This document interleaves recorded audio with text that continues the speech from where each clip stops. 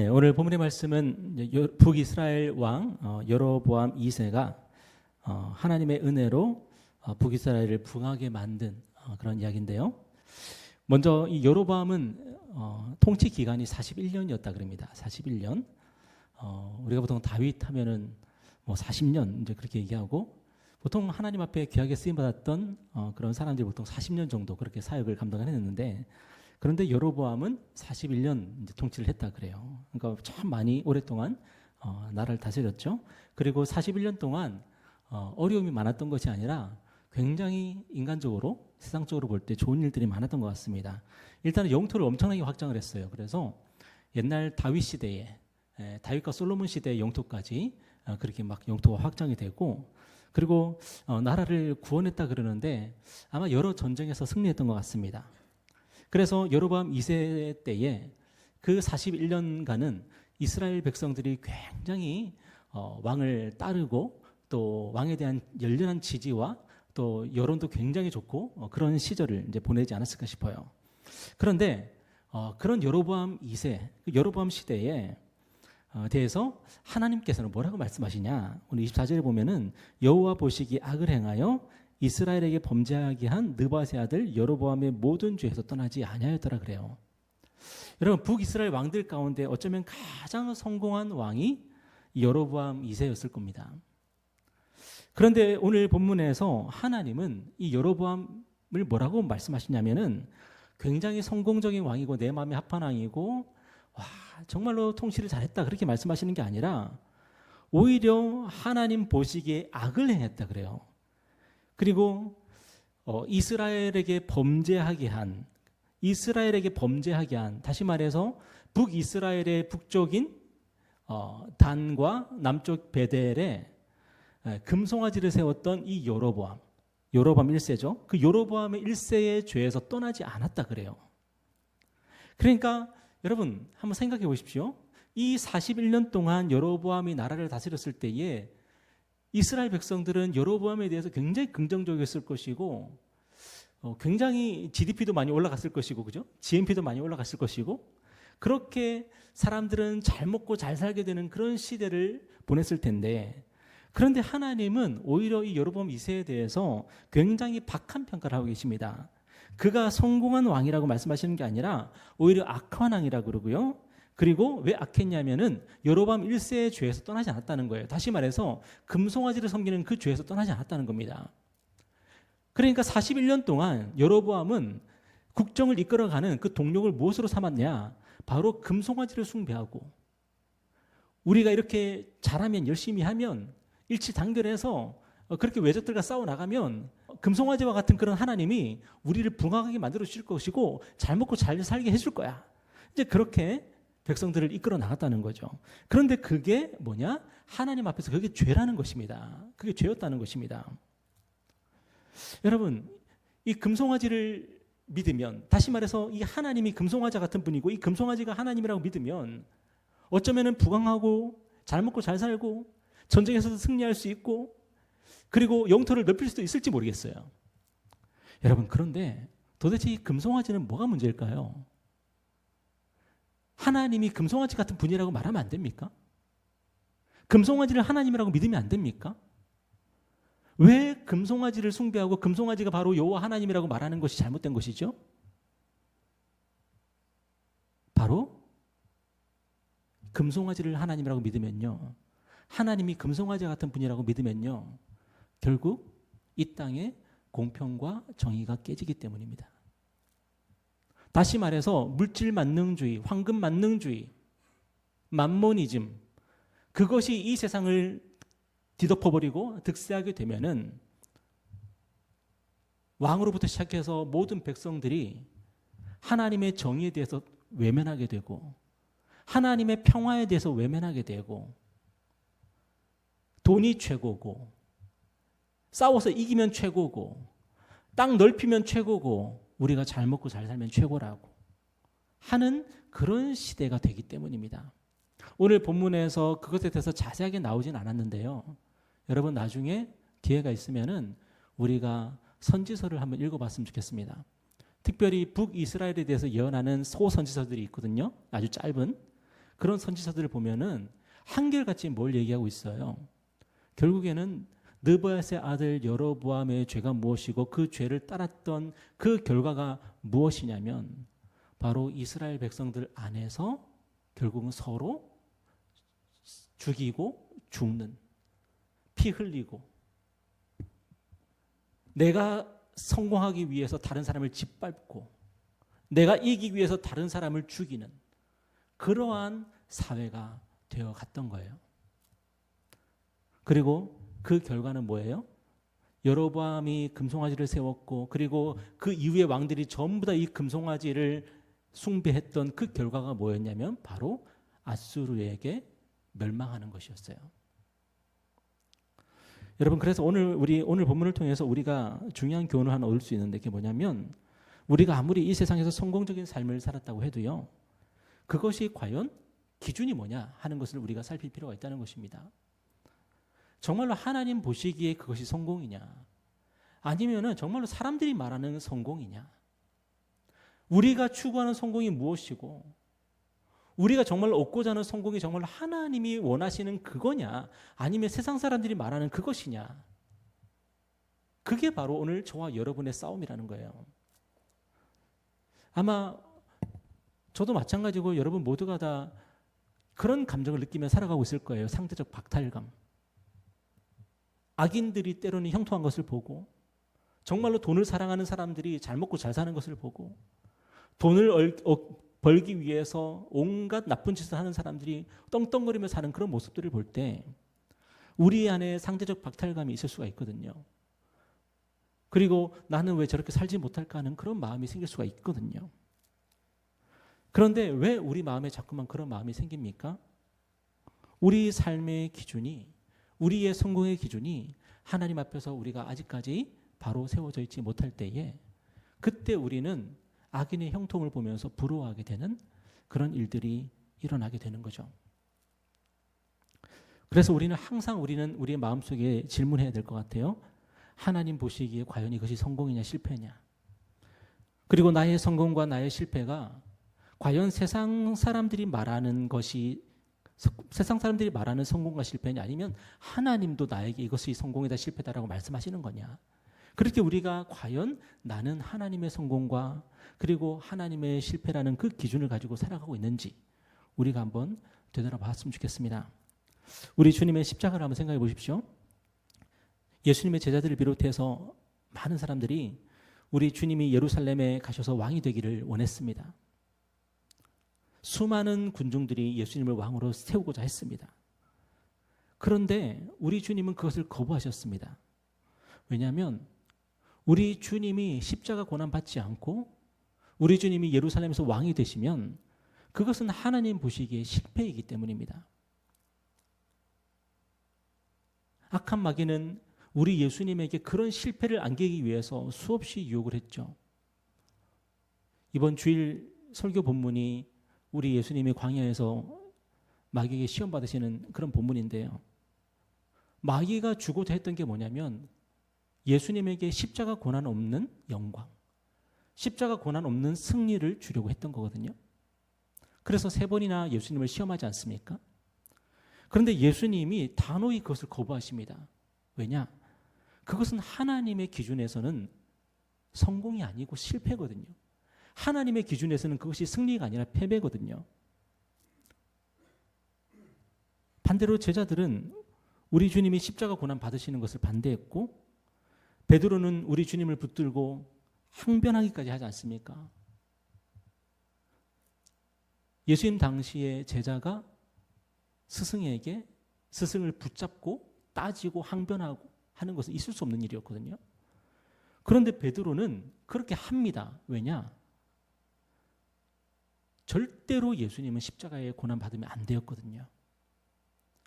예수님이 십자가의 고난을 받는다는 것은 절대로 있으면 안 되는 일이거든요. 우리도 그렇지 않습니까? 우리도 하나님께 이것만은 절대로 안 됩니다라고 말하는 것들이 가끔씩 있어요. 이것만은 절대로 안 됩니다. 근데 하나님은 나를 자꾸만 거기로 몰아가세요. 하나님의 뜻을 이루시기 위해서 나를 자꾸만 그렇게 몰아가시는데 우리는 뭐라고 기도하게 되냐면 하나님 절대 이것만은 안 됩니다. 그렇게 우리는 기도하게 되죠. 그런데 우리 주님은 십자가 고난을 받으십니다. 십자가 고난을 받으시기 위해서 겟세마네 동산에서 정말로 격렬하게 기도하셨죠. 왜? 인간의 승리가 아니라 하나님의 승리를 얻기를 위해서, 인간의 성공이 아니라 하나님의 성공을 얻기 위해서 겟세마네 동산에서 처절하게 기도하셨고 십자가 고난을 당당하게 감당하셨던 거죠. 여러분, 오늘 저와 여러분이 분명히 해야 될 것이 무엇입니까? 우리의 삶의 성공과 실패는 분명히 있다는 것입니다. 대충 살면 안 되고요. 이렇게 살아도 되고 저렇게 살아도 되는 것도 아닙니다. 분명히 우리의 삶의 성공과 실패는 있습니다. 그런데 중요한 것은 하나님 앞에서 성공적인 삶을 살아야 되는 것이고, 이 세상 사람들이 말하는 그 성공을 우리가 누릴 때에 그것은 하나님 앞에서 실패일 가능성이 매우 높습니다. 여러분, 하나님 앞에서 내 삶이 지금 성공적인 삶인지 정말 실패로 가는 삶인지를 우리가 다시 한번 점검했으면 좋겠고요. 여러분, 세상 사람들의 말에 흔들리지 않았으면 좋겠습니다. 온갖 뉴스에 흔들리지 않았으면 좋겠습니다. 세상 사람들이 말하고 있는 그 성공은 대부분 하나님이 말씀하신 성공은 아닙니다. 세상 사람들은 절대로 알 수 없는 것이 뭐냐면 십자가의 영광을 알 수가 없습니다. 십자가의 영광을 알 수 없는 사람이 절대로 알 수 없는 게 있는데, 그게 뭐냐면 부활의 영광입니다. 하나님은 우리에게 십자가 고난이 십자가 영광이 되게 하시고, 그리고 우리를 부활의 영광으로 인도하시는 하나님이십니다. 세상이 알 수 없는 그 성공, 세상이 알 수 없는 그 승리를 위해서 기도하는 저와 여러분 되었으면 좋겠습니다.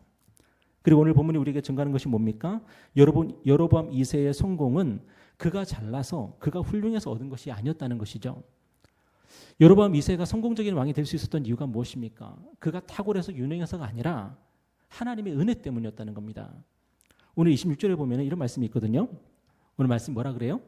여로보암 2세가 성공적인 왕이 될 수 있었던 이유는 그 자신 때문이 아니라 하나님 때문이었다고요. 하나님이 이스라엘을 너무 불쌍히 여기셨다는 거예요. 그러니까 이스라엘을 보면은 하나님이 너무너무 한심하고 너무 가슴 아픈 거예요. 이스라엘을 갖다가 제대로 인도할 목자가 없는 거예요. 그걸 보시면서 하나님께서 여로보암 2세를 통해서 이스라엘에게 은혜를 베푸신 거죠. 그러므로 오늘 저와 여러분이 알아야 될 것이 무엇입니까? 오늘 우리에게 주어진 모든 것이 하나님의 은혜라고 하는 것입니다. 우리에게 주어진 모든 것이 하나님의 은혜라는 말이 그냥 상투적으로 들리면 곤란합니다. 그렇다면 우리는 아직 영적으로 잠들어 있는 상태라는 거예요. 나에게 주어진 모든 것이 하나님의 은혜라는 것이 내 가슴에 다 와 닿아야지 우리가 깨어 있다고 말할 수 있는 거예요. 우리가 성공하는 것이 우리가 잘났기 때문입니까? 하나님께서 도와주시기 때문에 성공할 수 있는 거고요. 그리고 우리는 웬만한 성공에는 하나님께 감사할 줄 모를 때가 많습니다. 내가 잘나서 그런 줄 알거든요. 그런데 하나님이 우리의 삶에 딱 한 가지 나사만 푸시면요, 그 나사 하나만 풀리면요, 우리 인생 와르르 무너집니다. 하나님께서 우리를 붙들어 주시는 거고 하나님께서 우리를 도와주시는 거거든요. 제가 오늘 하루 종일 체해가지고 되게 좀 힘들게 오늘 하루를 보내고 지금 여기 서 있는 거거든요. 그래서 좀 한편으로는 힘도 없고 막 그런데, 제가 기도하고 이제 올라왔는데 놀랍게도 제가 찬양을 부르는데 이게 뭐가 쑥 내려가는 거예요. 아무래도 그 배에 힘을 줘가지고 그런 거예요. 하나님께서 내려보내시면 내려가는 거고, 하나님께서 그냥 묶어놓으시면 묶이는 거고, 그렇지 않겠습니까? 우리가 뭐길래, 여러분, 우리가 얼마나 연약한 미물입니까? 하나님께서 우리의 삶 가운데 한두 가지만 가져가셔도 우리는 견딜 수 없고 버틸 수 없지 않겠습니까? 제가 오늘 하루 종일 막 두통 시달리고 막 복통에 시달리고 하면서 정말 뭐 아무것도 아니라는 게 느껴지더라고요. 여러분, 하나님이 저와 여러분의 인생 가운데 한두 가지만 건드리셔도 우리는 견딜 수 없고 감당할 수 없거든요. 그런데 반대로 얘기하면은 하나님이 우리에게 은혜를 조금만 베풀어 주셔도 우리의 삶은 살아날 수가 있고 일어날 수가 있습니다. 하나님은 뭐든지 하실 수 있습니다. 그렇기 때문에 우리는 그 은혜로우신 하나님, 나에게 모든 것을 하실 수 있는 하나님을 우리가 믿고 의지하며 나가야 되는 거예요. 마지막으로 오늘 본문이 우리에게 증가하는 것이 무엇입니까? 그것은 바로 우리의 진정한 구원자는 예수밖에 없다는 것입니다. 여러분, 오늘 본문에서 여로보암 2세는 많은 성공과 구원과 승리를 거두었습니다. 오랫동안 안정적인 통치도 했고 영토도 확장시켰고, 그저 북이스라엘은 최강의 번영의 때를 누렸습니다. 오늘 본문에서 이 요나 선지자가 잠깐 등장하지 않습니까? 그 요나 선지자가 어떤 말씀을 선포했습니까? 하나님께서 이 나라를 갖다가 부강하게 하실 거라고 그 말씀을 선포하는데, 이 요나 선지자가 사역이 얼마나 재미있었을까 하는 생각이 듭니다. 여러분, 저도 그런 사역을 한번 해보고 싶어요. 제가 기도하는데 갑자기 하나님께서 막 은혜를 주시는 거예요. 그래갖고 우리 정권사님, 하나님께서 갑자기 은혜 주시고 복 주실 거라고 막 그런 감동이 막 밀려오면은 그런 얘기를 선포하면 얼마나 저도 기분이 좋겠어요. 그죠? 그런데 맨날 회개하라, 천국이 가까웠다. 저도 막 그렇게 힘들거든요. 그런 게. 그런데 요나 선지자는 사역이 정말 재밌었을 것 같아요. 하나님이 이 땅에 주시를 갖다가 엄청나게 지금 올리시고, 하나님이 이 땅에 외적들을 갖다가 다 쓸어버리시고, 하나님이 이 땅을 갖다가 다윗과 솔로몬 때에 그 영토를 회복시키신다라고 그렇게 선포할 때 요나가 얼마나 기뻤을까요? 그런데 하나님이 그런 요나를 니느웨로 보내시는 거죠. 얼마나 짜증이 났을까? 그죠? 그런데 여로보암 2세 때 이렇게 많은 성공과 구원과 승리를 거뒀는데, 그런데 중요한 것은 그가 죽고 나서 북이스라엘이 어떻게 되었을까요? 여로보암도 결국 어떻게 돼요? 죽죠. 그가 아무리 탁월한 왕이었어도 그도 결국은 죽습니다. 그리고 그 다음에 누가 왕이 돼요? 스가랴. 그런데 이 스가랴 왕부터 이제 개판입니다. 이제 이때부터 이제 온갖 암살과 왕이 계속 바뀌고 난립니다. 이제 무슨 말입니까? 여로보암 2세가 아무리 북이스라엘을 잘 다스렸어도 그가 결국 북이스라엘을 영원히 구원해 줄 수는 없었다는 거죠. 그리고 또 한 가지, 여로보암 2세가 결국에는 못한 게 뭐예요? 이스라엘 백성들을 금송아지를 섬기는 죄에서 그들을 건져내지를 못한 거예요. 오히려 그는 통치를 잘하기 위해서 적극적으로 우상숭배했을 것이고, 이스라엘 백성들을 모두를 갖다 금송아지를 열렬하게 섬기게 만들면서 결국은 모두가 다, 야, 우리 성공해야 돼, 우리 싸워서 이겨야 돼, 우리 돈 열심히 잘 벌어야 돼, 모든 백성들을 그렇게 만들었을 거 아닙니까? 결국은 모든 백성들이 평생 뭐 했겠어요? 열렬히 우상숭배하는 거죠. 금송아지가 최고야. 그리고 결국 그들은 나중에 하나님의 심판을 받아서 아수르에게 멸망하고, 이 북이스라엘이 나중에 어떻게 됩니까? 아수르에게 멸망하고 나서 나라가 없어지죠. 그래서 거기에 이민족들이 살게 되고, 그리고 거기 남아있던 이스라엘 사람들과 동화되어서 결국 거기가 사마리아 사람들이 되지 않습니까? 혼혈 백성들. 그들은 결국은 이스라엘 사람들로서의 순수 혈통을 잃어버리고, 그들은 결국에는 나라를, 민족을 완전히 상실하게 되죠. 여러분, 그렇기 때문에 오늘 저와 여러분이 오늘 말씀을 통해서 분명히 깨달아야 될 것이 무엇입니까? 우리의 진정한 구원자는 예수님밖에 없다는 것입니다. 여러분, 예수님이 왜 우리의 진짜 구원자예요? 우리에게 돈을 많이 벌게 하셨습니까? 우리의 집을 넓혀주셨습니까? 아니면 제가 아무거나 먹어도 체하지 않게 해주셨습니까? 아니요. 우리 주님이 우리를 죄에서 건지셨기 때문입니다. 여로보암이 하지 못한 그것을 우리 예수님은 우리를 위해서 하신 것입니다. 마태복음 1장 21절에 보면 이런 말씀이 있어요. 아들을 낳으리니 이름을 예수라 하라. 이는 그가 자기 백성을 그들의 죄에서 구원할 자이심이라. 우리 예수님은 영토를 넓히기 위해 오신 게 아닙니다. 우리 예수님은 우리에게 고기를 주시기 위해서 오신 것도 아니고, 우리 예수님은 우리에게 우리 집에 금은 부화가 넘치게 만들기 위해서 오신 것도 아닙니다. 우리 예수님이 이 땅에 오신 딱 하나의 이유가 있다면, 뭐예요? 자기 백성을 그들의 죄에서 구원할 자이심이라. 여러분, 우리가 왜 예수 믿죠? 우리 죄에서 예수님이 우리를 건지십니다. 우리를 구원하십니다. 여러분, 우리가 일평생 얼마나 많은 죄를 짓고 살았습니까? 그리고 여러분, 우리가 앞으로 우리가 지을 죄들이 얼마나 많습니까? 얼마나 우리는 교만하고 얼마나 이기적이고 얼마나 사랑하지 못하고 우리는 살아갑니까? 그렇게 한없이 쌓인 우리 죄를 예수님께서 십자가에서 단번에 해결하셨습니다. 그래서 하나님 앞에서 저와 여러분을 의롭게 세워주셨습니다. 우리가 오늘 하나님 앞에 나아갈 때 우리는 어떤 사람들로 나아갈 수가 있게 되었어요? 용서받은 죄인들로 나아갈 수 있게 된 거예요. 하나님의 자녀가 된 죄인들로 나아갈 수 있게 된 거예요. 분명히 우리는 죄인들인데 그런 우리를 예수로 말미암아 하나님의 자녀로 만들어 주신 거예요. 골로새서 1장 13절 14절에 보니까 그가 우리를 흑암의 권세에서 건져내사 그 아들 안에서 우리가 속량 곧 죄 사함을 얻었도다. 여러분, 죄 사함을 얻을 것이다가 아닙니다.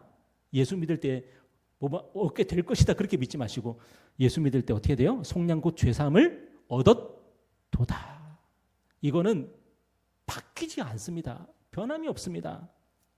우리가 평생 죄짓고 살다가 우리는 마귀의 권세 앞에서, 우리는 흑암의 권세 앞에서 우리는 굴복하고 우리는 살았는데 예수님께서 우리를 위해서 십자가에서 속량, 죄값을 대신 지불해 주셔서 우리를 죄에서 완전히 건져내시고 구원해 주시고 이제는 예수 그리스도의 권세 아래 살게 하시고 하나님 아버지의 그 품에 살게 하시고 우리는 하나님의 나라의 그 능력 안에 우리가 살게 하시고 저와 여러분이 기도하면은 성령께서 우리 가운데 찾아오셔서 우리에게 힘과 지혜를 주시고 저와 여러분의 삶을 그렇게 바꾸어 주신 것입니다.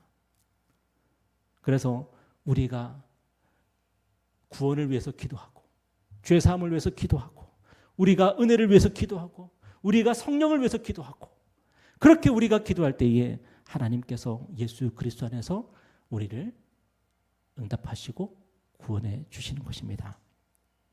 말씀 맺겠습니다. 오늘 저와 여러분의 진짜 구원자는 누구입니까? 오늘 우리의 구원자가 많이 있습니다. 우리의 삶을 기쁘게 하고 즐겁게 하는 것들이 어쩌면 많이 있을 겁니다. 내가 그것만 얻게 되면, 내가 그것만 할 수 있게 되면, 내가 그것만 가게 되면, 내가 그것만 얻게 되면 내 삶이 달라질 텐데 여러분, 그 모든 게 뭐예요? 다 여로보암입니다. 여로보암이에요. 그런데 예수님은 우리의 진정한 기쁨이 되어주십니다. 예수님 때문에 저와 여러분 죄사함을 받았습니다. 우리는 하나님의 나라에 들어가게 되었고 우리는 하나님의 성령을 우리 마음에 모시게 되었습니다.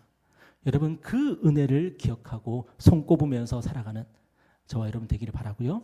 오늘 하나님의 은혜를 구할 때에 하나님께서 예수 안에서 저와 여러분을 기뻐하시고 저와 여러분을 응답하시는 줄 믿습니다. 우리 함께 기도하겠습니다.